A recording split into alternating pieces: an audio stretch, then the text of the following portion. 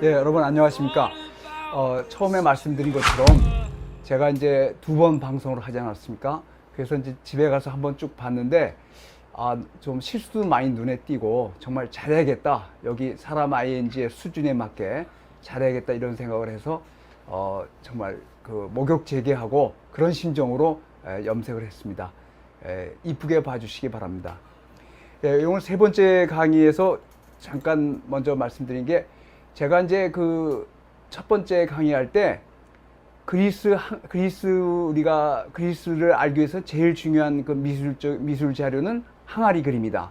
근데 항아리 그림을 뭐 흰 바탕에 그린 그림도 있습니다. 그렇지만 가장 중요한 것은 처음에는 그러니까 소위 아르카이 그리스, 그러니까 고졸기, 이제 그걸 번역을 고졸기라고 했는데 그 번역이 정확한지 어떤지 모르겠지만 그거는 고전, 그러니까 기원전 5세기부터 한 350년, 기원전 350년 정도 알렉산더 시대까지 그 전성기인 고전 그리스를 앞섰다는 의미에서 아르카이 그리스 하는데 그때 주로 발달한 검은 그림 기법. 그걸 옛날엔 흑회식, 한자 말을 써서 흑회식 했는데 그건 좀 촌스러운 것 같고 검은 그림 기법이고 그 다음에 기원전 5세기에 특히 발달한 그러니까 가장 그리스 사회와 문화가 절정에 달한 5세기에 주로 발달한 붉은 그림 기법. 그거를 제가 밝은 그림 기법이라고 계속 말했더라고요. 그러니까 레드 피거죠. 그러니까 적회식인데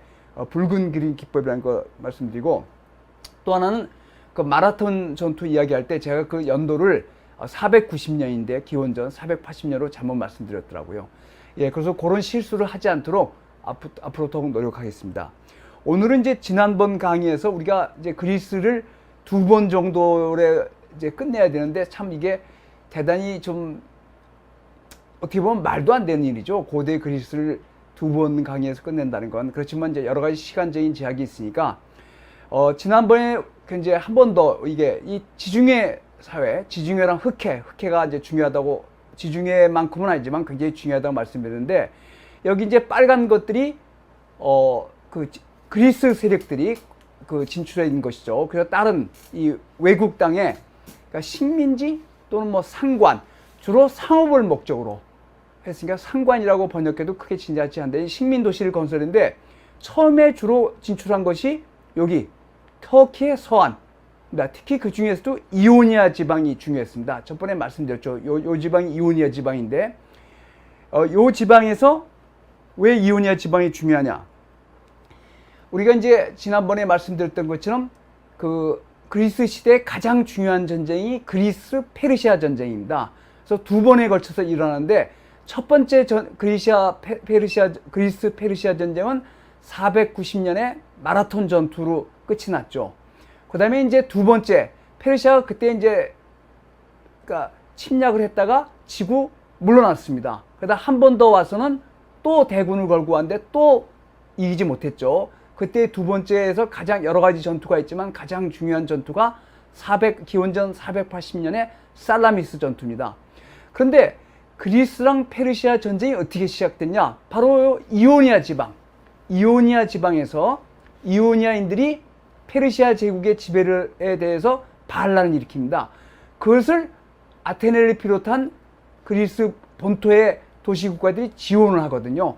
그 정도로 이오니아 반란이, 그러니까 이오니아가 중요한 지역이었다는 거죠. 거듭 말씀드리지만 탈레스, 저 유명한 그 철학자 탈레스, 역사가 헤로도토스, 또 의사로 유명한 히포크라테스, 또 그 일리아스랑 오디세이를 썼다고 알려진 호메르스, 이런 사람들이 전부 이오니아 지방 출신입니다. 요 이오니아 지방 출신이어서 이 이오니아에서 원래 문명이 활짝 꽃피었다가 그것이 이제 아테네 그리스 본토로 넘어가게 된다는 것을. 왜냐면 왜 이오니아가 먼저 그리스 문명이 꽃이 피었냐? 이게 오리엔트, 소위 동방이랑 가깝거든요. 제가 여러 번 강조해서 말씀드리지만 그리스 문명은 메소포타미아에서 페니키아를 거쳐서 넘어왔습니다. 크레타로. 그러니까 당시의 선진 사회가 어디였냐? 당연히 메소포타미아, 즉 오리엔트였습니다. 그러니까 이오니아 지방은 오리엔트랑 교육을 함으로써 엄청난 부를 축적하고 그래서 문명적으로 앞섰던 것입니다. 그것이 이제 나중에 그리스 본토, 특히 아테네에 와서 꽃을 피우게 되는 것입니다. 그렇지만 이오니아 지방의 중요성을 한 번 더 말씀드리고 싶습니다. 예, 그 다음에 이제 저희가 지난번에 하나 빠뜨린 게 그 마라톤 전투가 굉장히 중요하다고 말씀드렸습니다. 그렇죠? 그러니까 어느 정도냐? 올림픽 경기에서 가장 마지막 행사로 마라톤 전투를 마라톤을 할 정도로 중요하다고 여기는데 실제로 그 아테네인들도, 그러니까 그리스인들도 자기들이 페르시아 대군의 침략을 저지할 수 있으려고는 처음에는 예상을 못했습니다. 그러니까 이제 그런 말하자면 일종의 신화를 만들어낸 거죠. 마라톤 전투에서 이기고 나서 그 승전보를 알리러 온 사람이 42km 정도를 뛰어와서 승전보를 고하고 죽었다. 그러니까 이건 이제 일종의 극화를 한 거죠. 그 사건이 이제 그 올림픽 경기를 만들면서. 근데 당연히 당시의 그리스인들도 마라톤 전투의 중요성을 누구보다 잘 알고 있었습니다. 그래서 어디에 그림을 남겼냐? 이게 이제 아고라입니다.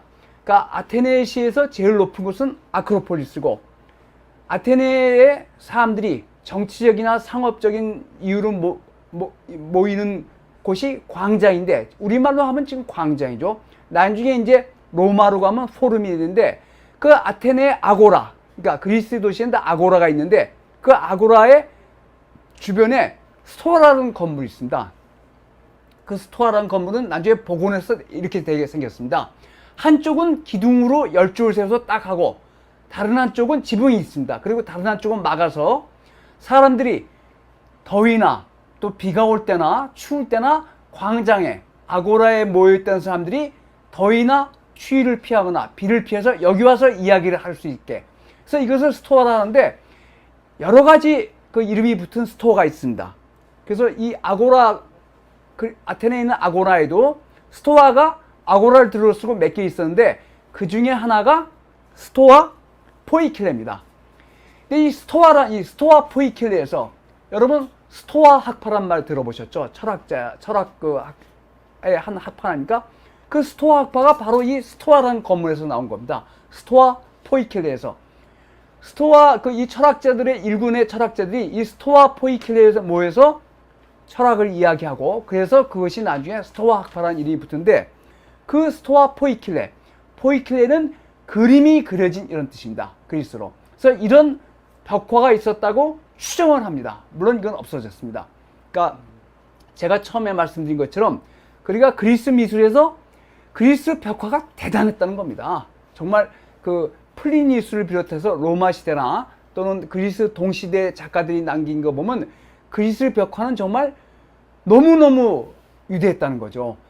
근데 여기서 아마도 거기 그 포이킬레에 여러 가지 중요한 전투의 그림이 있는데 그 중에 하나가 마라톤 전투를 그린 그림입니다. 이렇게 아주 대규모, 이게 물론 없어져서 말하자면 여러 가지 이제 자료나 상상을 통해서 복원한 상상도인데, 이 그림을 자세히 보면 항아리 그림이 벽화를 모방했다는 걸 알 수 있습니다. 그러니까 그리스 벽화는 제대로 남아있는 게 거의 없습니다.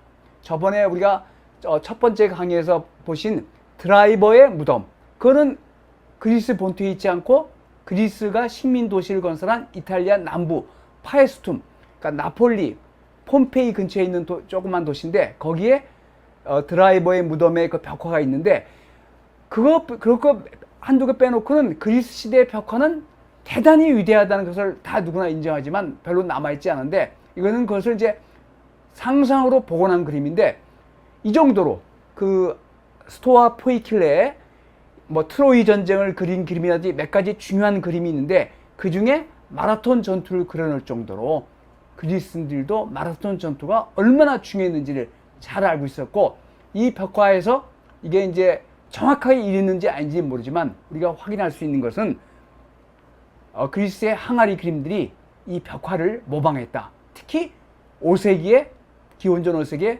붉은 그림 기법들이 이 항아리 그림들이 벽화를 모방했다는 것을 알 수 있습니다.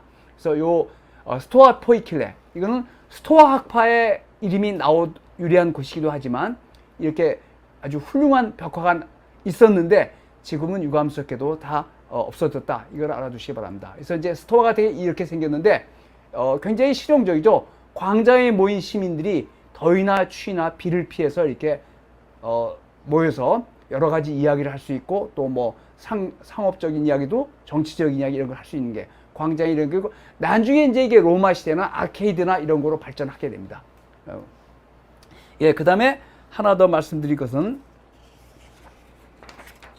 우리가 이제 거듭 말씀드렸지만 이 그리스의 조각이 정말 그리스의 그림과 조각이 위대하다. 그리고 그것이 르네상스 시대 미켈란젤로를 비롯해서 일군의 예술가나 학자들이 같이 말하자면 고전 문명이나 문화를 그를 모범으로 삼아서 이제 새로운 미술을 만들려고 노력했는데 이게 어느 정도로 대단했냐면 기원전 이게 이제 파르테논의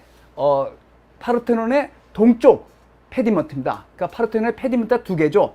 하나는 동쪽, 하나 서쪽인데 동쪽이 주입구인데 거기에 아테네시 탄생하는 과정인데 저번에 제가 말씀드렸지만 얼마나 스토리텔링을 잘했냐. 여기가 이제 이 조각을 왼쪽에서 오른쪽으로 봅니다. 그럼 처음에 이게 아침입니다. 그럼 아침이면 태양신의 마차가 떠나는데 그 말들이 모습이고 맨 끝에 해가 졌을 때는 말이 지친 모습인데 이게 이제 아침의 말의 모습입니다. 그 태양신의 전차를 끄는. 그 다음에 참 대단하죠.